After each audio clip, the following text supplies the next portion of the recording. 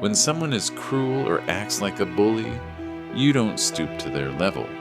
No, our motto is, when they go low, we go high. Failure is a feeling long before it becomes an actual result.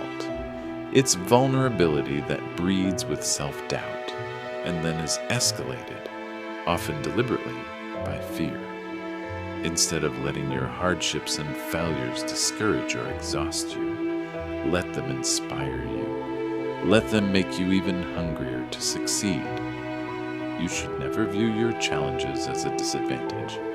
Instead, it's important for you to understand that your experience facing and overcoming adversity is actually one of your biggest advantages. Failure is an important part of your growth in developing resilience. Don't be afraid to fail.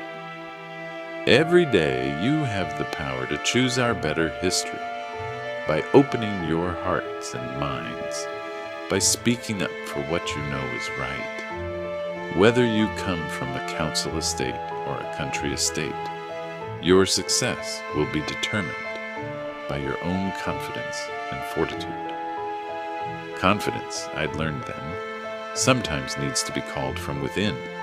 I've repeated the same words to myself many times now, through many climbs. Am I good enough? Yes, I am. If there's one thing I've learned in life, it's the power of using your voice.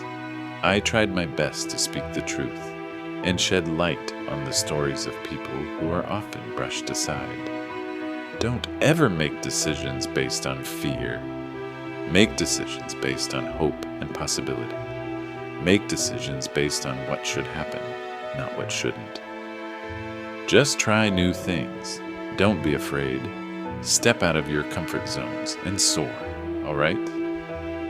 You may not always have a comfortable life, and you will not always be able to solve all of the world's problems at once.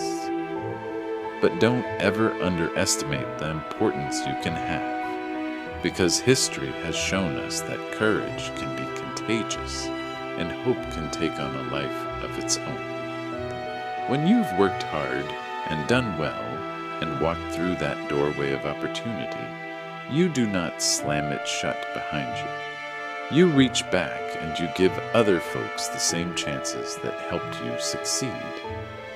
Success isn't about how much money you make. It's about the difference you make in people's lives. There's power in allowing yourself to be known and heard, in owning your unique story, in using your authentic voice. And there's grace in being willing to know and hear others. For every door that's been opened to me, I've tried to open my door to others. I have learned that as long as I hold fast to my beliefs and values and follow my own moral compass, then the only expectations I need to live up to are my own. Now, I think it's one of the most useless questions an adult can ask a child. What do you want to be when you grow up? As if growing up is finite, as if at some point you become something and that's the end. For me, becoming isn't about arriving somewhere or achieving a certain aim. I see it instead as forward motion, a means of evolving, a way to reach continuously toward a better self. The journey doesn't end.